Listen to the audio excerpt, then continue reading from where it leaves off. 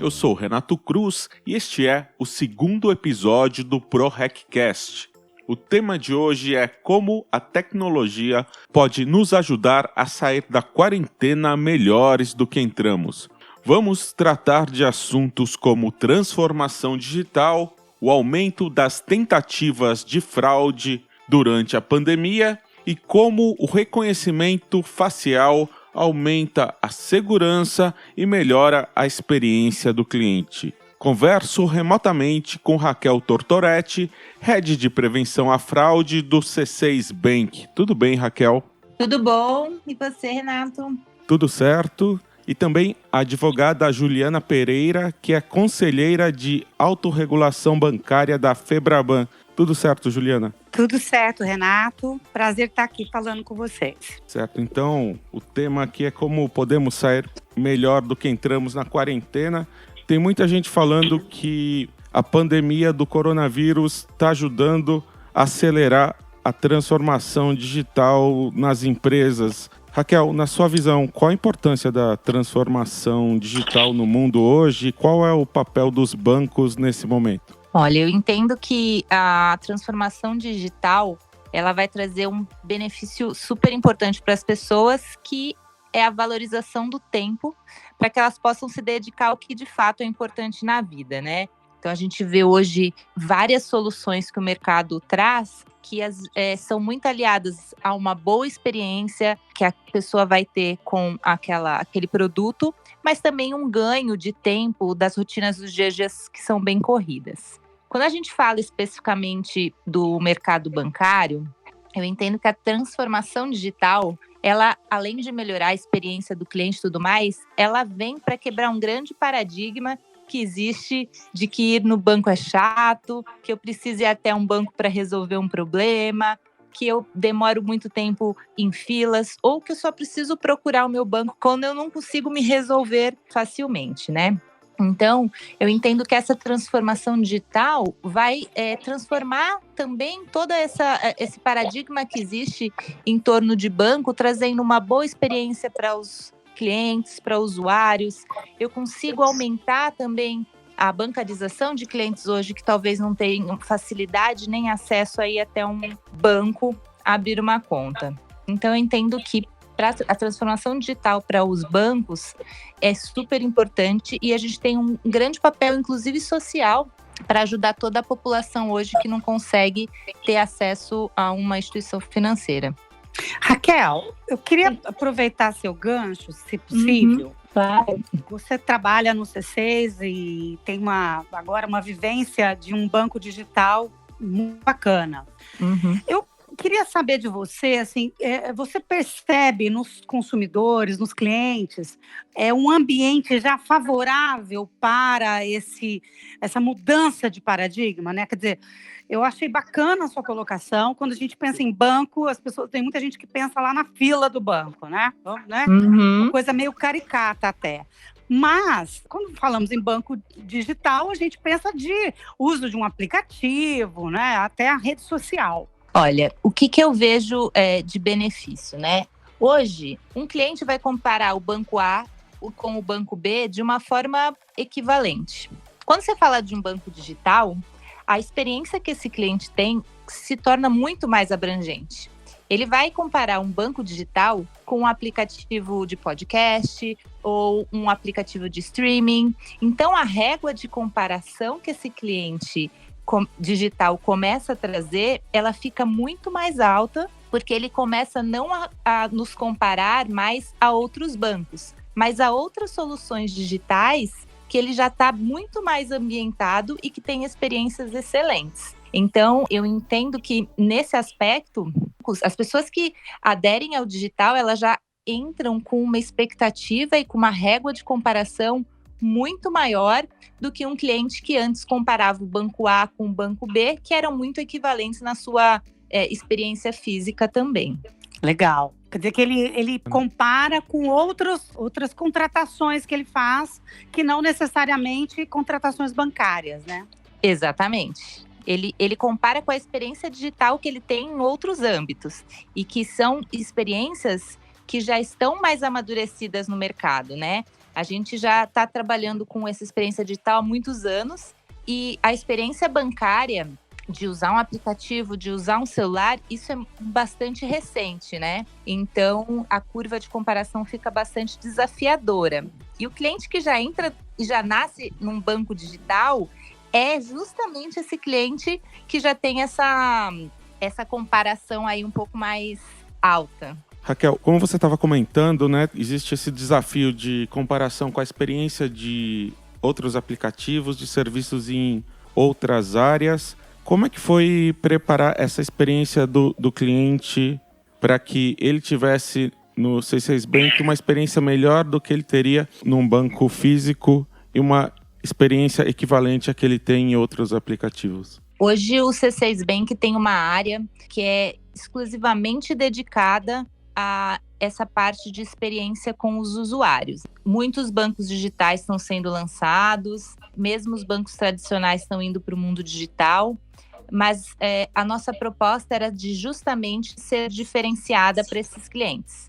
Taxas são importantes, produtos são importantes, mas se o cliente não tiver uma boa experiência, ele fatalmente vai abandonar a instituição. Quando a gente avaliou a experiência desses clientes, então, nós separamos os processos em dois, né? Primeiro como eu consigo oferecer para esse cliente que já é digital o que o melhor o mercado oferece, porém eu tenho aquele cliente que não está habituado, que não usa aplicativos, que não usa outras soluções digitais. Para esse cliente, nós procuramos soluções que fossem mais próximas do dia a dia dele. Então, ao exemplo disso, a gente tem o nosso processo de onboarding, que ele é muito parecido com o aplicativo de trocas de mensagens, que a pessoa usa no dia a dia. Então, fica de uma forma transparente, ele não precisa selecionar um botão ou não precisa preencher uma informação dentro de um quadro. É uma troca de mensagens, como se fosse um chat, que isso é muito mais próximo da realidade dele. Raquel, nesse gancho, eu tenho uma curiosidade. Quando o consumidor final, né, o cliente, ele está acessando um aplicativo de transporte, quando ele está acessando um aplicativo de rede social, questões de segurança ali são muito estratégicas, obviamente, para dar confiança para o consumidor. Mas quando nós estamos falando de questões financeiras, eu diria que é muito mais, né? Porque o trabalhador, o microempreendedor, o empreendedor, o empresário, ele deposita no banco a confiança dos rendimentos dele. Como é que vocês trabalham com isso dentro desse contexto do ambiente digital, né? Dizendo que ele não vai até uma agência, por exemplo, né? Isso é toda uma certificação. Imagino que isso deve ser assim, um dos pilares do trabalho de vocês. Sem dúvida. Nós temos dois grandes desafios, né? O primeiro é o desafio da anonimidade do fraudador. Então, enquanto lá atrás o fraudador precisava se expor e ir até uma agência bancária para cometer um delito, hoje ele está escondido por trás de um device, seja um celular ou seja um computador. Com isso, ele tem uma liberdade muito maior para conseguir aplicar os golpes que ele planeja. Então, buscar processos, buscar soluções que tragam, em primeiro lugar, uma experiência boa, porque eu posso colocar toda a segurança do mundo no aplicativo do cliente, porém pedindo uma dezena de validações, autenticações, senhas, e aí eu acabo com o meu produto, eu acabo com a experiência do cliente. Em contrapartida, uma fraude ocorrida, né, numa conta de um cliente pode trazer um dano irreversível. Afinal, eu estou tirando o dinheiro da conta dele mesmo, né? É um bem que ele guardou. E a gente sabe que hoje o nosso celular, por exemplo, virou nossa carteira, né? A gente tem a nossa vida inteira no nosso celular. Então, a gente torna isso muito mais vulnerável também. Então, olhar para soluções que agreguem uma boa experiência para o cliente, garantindo a segurança do produto e dos processos, é super importante nesse mundo digital. Um outro ponto importante para a gente ressaltar aqui, o ambiente digital permite uma série de informações e lastros cometendo aquele delito. E hoje a gente tem muitas soluções de mercado que permitem a gente identificar esse tipo de risco. Quando a gente fala do mundo digital, eu consigo saber algumas informações como quem foi aquele device, qual foi aquele IP, qual é o browser, qual a geolocalização. Então, eu consigo ter mais informações que agregam segurança e conhecimento do processo ilícito. Principalmente num processo de transformação digital ou de inclusão digital, confiança é a palavra, né, Raquel? Sim, exatamente. E hoje, a prevenção à fraude, o cliente se sentir seguro e garantido que não vai ter um problema na conta dele, é um valor agregado. Quem hoje não conhece alguém que já sofreu alguma fraude e com certeza, junto com, além da perda financeira, todo o processo de experiência, de vulnerabilidade que essa pessoa tem. Então, você ter um produto, você ter um banco seguro, hoje é um valor agregado aos clientes. Raquel, e vocês têm alguma iniciativa para conscientização dos clientes, melhores práticas? Porque também não adianta ter a tecnologia no lugar e, de repente, o cliente não sabe como usar e está tendo atitudes que causam insegurança, né? Sim. Hoje, a principal fraude que atinge o mercado financeiro é a engenharia social. A engenharia social não é nada mais do que uma pessoa mal intencionada que vai lá e explora da ingenuidade, da falta de conhecimento dos processos, da boa-fé da pessoa. E a gente pode colocar a solução de tecnologia mais robusta que exista no mercado. Mas se a vítima também não contribuir para esse processo de prevenção à fraude, não adianta o que eu pedir de senha que essa vítima pode passar isso para o fraudador. Então, tão importante quanto soluções de segurança, a conscientização das pessoas, da população. E aí a gente não fala nem só de cliente, tá? Hoje as nossas campanhas de conscientização são focadas na sociedade. Porque a gente não tem concorrência no mundo de prevenção à fraude. Então, a vítima de fraude do C6 pode conhecer um cliente de outro banco e quanto mais essa informação for disseminada, menos vítimas cairão no golpe. Então, hoje a gente tem pautas exclusivas nas nossas redes sociais, falando claramente de golpes. E eu que já estou há 20 anos no mercado, é muito curioso, porque assim, há 10 anos atrás para mais, a fraude era um tabu. As pessoas não falavam claramente de golpes que existiam. O mercado financeiro não falava. E hoje é o oposto. A gente trabalha forte com a conscientização. Os bancos trocam informações, trocam mensagens. A gente tem uma frente importante de conscientização junto à Febraban também, para que todas as melhores práticas e todos os golpes que estão acontecendo sejam disseminados, tá? Então, hoje no C6 a gente tem sim uma pauta exclusiva nas nossas redes sociais, comunicados com os clientes, falando de golpes que acontecem no mercado e não necessariamente golpes que têm atuação no C6. Porque hoje eu não sofro de um golpe, mas futuramente eu posso sofrer. Tem um estudo da Acesso Digital que apontou que em março teve um aumento de 43% nas concessões de crédito com uso de reconhecimento facial. Raquel, que mudanças você tem visto aí no mercado bancário, principalmente nessa área de segurança, levando em conta aí as mudanças trazidas pela pandemia? O oportunismo é um canal muito grande, o fraudador está sempre lá buscando. Não diferente disso, nesse momento dessa pandemia, o fraudador também usou essa vulnerabilidade para explorar as vítimas, né? A gente percebeu um aumento nos golpes que exploram a questão da engenharia social, principalmente para produtos que eu preciso buscar algo na casa do cliente. Então, eu vou dar um exemplo para vocês, né? Existe um golpe bastante conhecido chamado golpe do motoboy.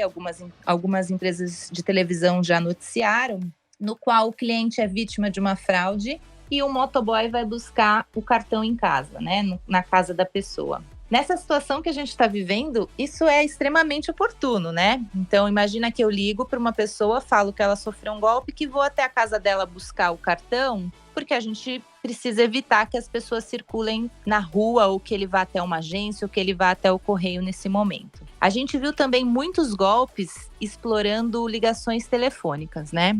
Como a gente sabe que o cliente fica impossibilitado de sair de casa, a gente tem estelionatários ligando, falando sobre golpes, falando sobre cobrança de tarifas se a pessoa não execute a determinada função. Então, a gente vê esses dois tipos de atuação, né? A parte mais digital ou presencial, crimes mais ostensivos que a gente fala, né? Como um assalto, um roubo, eles reduziram e o fraudador explorou mais esses golpes usando telefonia, usando serviços deliveries de golpe também. Pegando esse gancho também, é muito importante, então, pensando aqui, o fortalecimento do qual é o canal de fato de interlocução entre a instituição e o cliente, né? Porque não raras vezes tem um e-mail que pede para auto-executar alguma coisa. Você deu um exemplo excelente, é um golpe clássico esse do motoboy, com a questão do cartão de crédito. E, então, é muito importante a clareza para o consumidor, a tranquilidade de qual é, de verdade, o canal que ele fala com o banco dele, né? Não só o canal, como os processos também, né? Então, o quanto mais o seu cliente souber dos processos existentes, então, há um exemplo do C6, né? Eu não vou ligar para o cliente e pedir a senha dele, né? A gente não tem esse processo hoje na instituição. Então, a gente explicar isso para o cliente de forma clara garante que quando um estelionatário ligar para ele, ele tenha plena consciência do processo, né? E saber também que assim, eu não tenho serviço de WhatsApp. Se alguém acessar via WhatsApp passando um link, isso é muito suspeito. Ou um determinado outro banco ou outra instituição falar assim, olha, eu não tenho canal web banking, eu só trabalho com aplicativo. Qualquer link que você receba que te mande para esse tipo de canal, não faz sentido. E se você tem dúvida mesmo assim, entre em contato com os nossos canais para esclarecer, né? O fraudador ele vai sempre usar um apelo emergencial para aquela pessoa passar as informações, passar as credenciais e os dados restritos. Mas nesse momento é importante ter calma e ter certezas que aquela informação que está sendo solicitada é verdadeira. Corroborando aí o que você disse, né, o mesmo estudo aí da Acesso Digital mostrou que teve um crescimento de 49% nas transações suspeitas em março. Voltando agora um pouco ao assunto de transformação digital, me conta um pouco como vocês, sendo um banco 100% digital, estão ajudando na transformação digital dos seus clientes. Olha, os nossos clientes, eles vão estar sempre procurando e tendo como referências, como eu falei lá atrás, outras soluções que são melhores e mais rápidas. O que nós temos que fazer é sempre estar antenados a esses tipos de produto e oferecer para esse cliente o que tem de melhor, né? Então, alguns pequenos exemplos. Eu tenho um serviço natural que eu coloco o meu CEP e endereço para o aplicativo bancário. Eu já tenho outras soluções no mercado que, através da minha geolocalização, por exemplo, eu já consigo sugerir para aquele cliente qual é a localização dele. Por que não usar essa mesma aplicação para um serviço financeiro, né?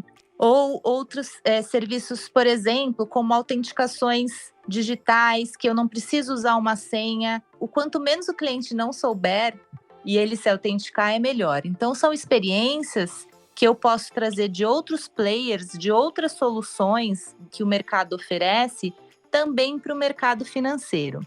A boa solução tecnológica é aquela que é transparente para o cliente, que ele consegue tomar as decisões e que ele consegue atuar intuitivamente. Claro que agregado à segurança daquele processo, né? Ele precisa ter ciência do que ele está fazendo e tendo certeza que aquele processo é seguro também. E me conta um pouco como é conquistar o cliente que não é tão digital, as pessoas que de repente não têm esse perfil de grandes usuários de tecnologia, o que fazer para conquistar esse cliente? É um grande desafio mesmo, né? Acho que hoje eu percebo que o cliente que não é digital, ele às vezes não é digital porque ele tem uma insegurança em relação àquele processo. Então, nossa, mas é digital, eu não vou presencialmente, como eu consigo garantir que esse processo de fato é seguro? Então, quanto mais transparente a gente for para os nossos clientes, né, ou para esse futuro cliente, do que ele está fazendo e que segurança que eu tenho para aquilo, eu tenho lastro daquelas informações, eu tenho agilidade, eu consigo dar mais conforto e mais tempo para esse cliente, eu agrego um valor maior para ele nesse produto e ele deixa de ser um usuário de um mundo tradicional e passa a ser digital. O mundo digital, quando ele traz uma boa experiência para o cliente, ele é um caminho sem volta, né? O que a gente fala. Eu costumo falar que, assim, a gente usa um aplicativo de trânsito que ele, às vezes, agrega no seu percurso 5 minutos. Mas a gente não consegue andar sem ele mais, né? E, assim, qual é o grande valor que essa solução traz para a gente? É tempo. 5 minutos, hoje em dia, na nossa vida, é um valor muito grande. E o que a gente quer na experiência digital para o cliente é mostrar isso. Olha, você tinha que ir antes fisicamente até uma agência, fazer uma transferência, ou se autenticar, ou quando o valor da sua transação fosse muito alto, você tinha que ir até um posto de atendimento. A partir do momento que você agrega um valor para o cliente, falando assim, olha, você vai conseguir fazer tudo isso de dentro da sua casa, e eu acho que o cenário atual vai ajudar muito a gente a mostrar isso para os clientes, é um caminho sem volta que esse cliente dificilmente vai querer sair do digital. Como você vê o futuro, próximos passos? Que novidades vêm aí nos próximos meses, quando essa crise começar a passar? Eu acho que a gente tem muita tecnologia no mercado, principalmente quando a gente fala de uso de dados, de conhecer o meu perfil do meu cliente para agregar para ele uma melhor experiência e ter segurança no que ele estiver fazendo, né? Eu vejo que experiências que deem para o cliente soluções mais transparentes são o caminho para a gente conseguir conquistar mais esses clientes no mundo digital. Então, hoje um cliente que vai e faz uma autenticação de senha, e eu tenho um outro cliente que simplesmente usa, por exemplo, uma biometria facial. Fatalmente, a experiência desses dois clientes são totalmente diferentes. A gente tem uma experiência muito mais transparente, aquele cliente nunca mais vai querer usar a senha. E eu tenho outras soluções no mercado que conseguem dar essa solução, que às vezes não são usadas ainda no mercado financeiro. Então, acho que o nosso papel é olhar para essas outras soluções que o mercado oferece e ver como a gente consegue aplicar essas soluções dentro do mercado financeiro. Acho que o uso intensivo de dados, de Big Data, também um caminho que a gente tem que perseguir, porque eu dou individualização para o meu cliente. Então, um cliente que precisa transferir 10 mil reais, em geral, as instituições vão pedir os mesmos processos para ele. Coloque a sua senha, digite o seu token, valide a sua biometria. Mas eu, Raquel, não costumo fazer uma transação de 10 mil reais. Eu não vou me importar de fazer essas autenticações. Mas eu posso ter um cliente que isso é uma transação habitual para ele. E eu não individualizo esse processo. Então, trazer individualidade e pedir autenticações de acordo com o risco também é um caminho que a gente deve perseguir. Eu até ia colocar, Renato, que ouvindo tudo isso, me parece que o desafio é dar nessa experiência, provar nessa experiência a simplicidade. Nós somos uma sociedade extremamente burocrática, cartorial. Então, são carimbos, são assinaturas e isso não dialoga com uma sociedade digital e é necessário realmente simplificar. Agora, o desafio é a simplificação com a confiança e a segurança. Então, eu achei interessante quando você coloca o tema da biometria, porque do ponto de vista biométrico, até mesmo facial, né, a identificação facial, são coisas são simples e, ao mesmo tempo, são irrepetíveis, né? Como é que você avalia essa situação, Raquel? A segurança tem 3 grandes pilares, né? Que a gente chama. O que a gente fala que é assim, ó. Quem eu sou? O indivíduo. Eu sou um cartão físico, eu sou o meu documento, eu sou o meu CPF, eu sou a minha Agência-Com. O que eu sei?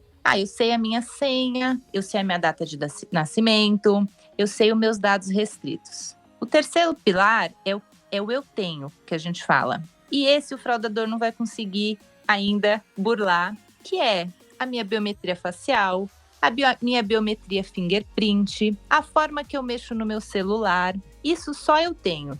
O que a gente percebeu nesses 3 pilares de segurança é que para os 2 primeiros, o fraudador consegue explorar através de uma engenharia social. Ele consegue ligar para a Raquel, perguntar minha data de nascimento e perguntar minha senha, me enganando, porém ele não vai conseguir usar a minha foto, a minha face, para conseguir autenticar uma transação financeira, né? Então a gente entende que a autenticação digital, né, o que a gente chama de eu tenho, essa hoje é o processo mais seguro que a gente tem. Hoje a gente precisa passar para esse tipo de patamar, além do que é uma experiência muito mais agradável para o cliente. Ele não precisa decorar, ele não precisa guardar, ele não precisa saber, ele simplesmente se autentica de forma transparente. Eu sou Renato Cruz e esse é o 2º episódio do ProRecCast. Conversei com Raquel Tortoretti, do C6 Bank. Muito obrigado, Raquel. Obrigada, Renato. Obrigada, Juliana, pela parceria. E também conversei com a Juliana Pereira, advogada. Muito obrigado, Juliana. Foi um prazer participar desse podcast com vocês. E agradeço também a você que acompanhou este podcast e até o próximo episódio.